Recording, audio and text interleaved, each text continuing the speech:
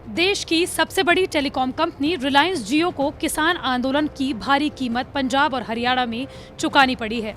महज 3 महीने में कंपनी के 15 लाख सब्सक्राइबर्स कम हो गए हैं। 2016 में रिलायंस इंडस्ट्रीज ने जियो की शुरुआत की थी। उसके बाद ये पहला मौका है जब कंपनी के यूजर बेस में भारी कमी आई हो। हालांकि कंपनी के लिए राहत की बात यह है कि देश के केवल 2 राज्यों में उसके यूजर्स कम हुए हैं। Telecom regulatory authority of India यानी कि ट्राई के मुताबिक दिसंबर 2020 के जारी ताज़ा आंकड़े में ये पता चला है कि जियो ने चंद महीने के अंदर 15 लाख से ज्यादा ग्राहक खो दिए हैं। किसान आंदोलन जब पंजाब हरियाणा में नवंबर 2020 में शुरू हुआ था, उस वक्त पंजाब में 1 करोड़ 40 लाख से ज्यादा जियो सब्सक्राइबर्स थे। लेकिन किसान आंदोलन जैसे जैसे आगे बढ़ा, पंजाब हरियाणा के लोगों में रोष बढ़ गया, तो जियो के सब्सक्राइबर भी दिसंबर 2020 तक घटकर 1 करोड़ 25 लाख पहुंच गए। जो जियो महज 5 सालों में देश की सबसे बड़ी टेलीकॉम कंपनी बन गई, उसके लिए ये वाकई में झटका रहा। कमर्शियल तौर पर जियो इकलौता ऑपरेटर है जिसने इतनी बड़ी संख्या में ग्राहकों की गिरावट दर्ज की हो। इसी तरह हरियाणा में भी किसान आंदोलन का गुस्सा जियो को झेलना पड़ा। सितंबर 2016 की लॉन्चिंग के बाद से जियो के हरियाणा में 5 लाख से ज्यादा ग्राहकों की गिरावट दर्ज की गई है। जियो के हरियाणा में 94 लाख से ज्यादा यूजर थे, लेकिन दिसंबर आते आते ये यूजर 89 लाख रह गए। आपको बता दें कि सितंबर 2020 में संसद में 3 कृषि कानून पास किए गए थे, जिसके बाद से पंजाब और हरियाणा के किसान लगातार सरकार से इन कानूनों को वापस लेने की मांग कर रहे थे।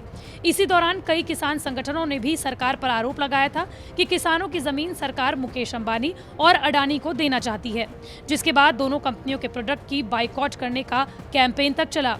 इसी दौरान जियो के नेटवर्क से कस्टमर्स ने दूसरे नेटवर्क में अपनी टेलीकॉम सर्विस पोर्ट भी करा ली।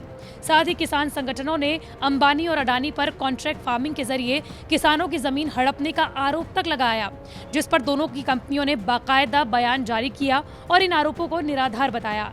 यही नहीं, अपने यूजर बेस को खोता हुआ देख जियो ने ट्राई से आइडिया वोडाफोन, जिसे कि वी नाम से जाना जाता है, और एयरटेल की शिकायत भी की थी, जिसमें जियो ने दोनों टेलीकॉम कंपनियों पर लोगों को जियो के खिलाफ भड़काने का आरोप लगाया था।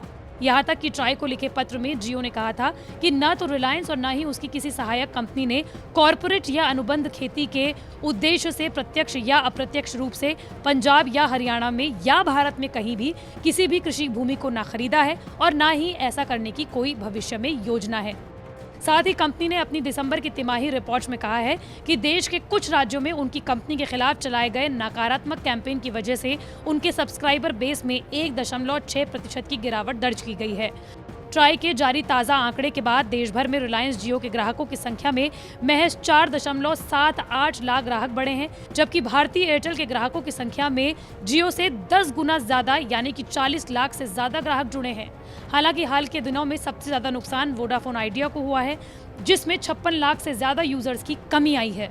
आपको बता दें कि किसान आंदोलन के बीच में पंजाब और हरियाणा के कई इलाकों में जियो के टावर को भी तोड़ा गया था, जिसके खिलाफ जियो ने बाकायदा पंजाब हरियाणा हाई कोर्ट में पिटीशन भी दायर की थी।